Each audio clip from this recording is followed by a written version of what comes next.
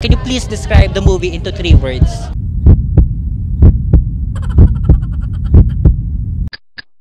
More Bad Boys kung madedescribe ko siya in 3 words, I think one is chaotic or chaos. It's nostalgic. Like, it's nostalgic for every students out there kasi it talks about school, right? Masaya. 3 words to describe 4 Bad Boys. 3 words would be fun, Nostalgic. Spell.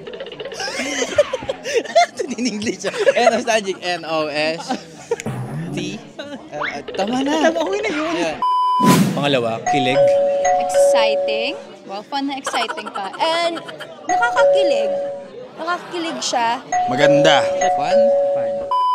Pangatlo, nostalgic. Ooh, spell.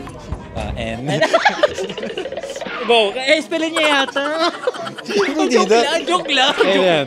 So number 1, nostalgic. Nostalgic, yeah. Nakakakilig. And sige, sabihin ko na lang na it's a remembrance. Oh my God! It's a remembrance for every student out there. Kapanapanabik. Wow! Lalim nun. Okay, yung kapanapanabik.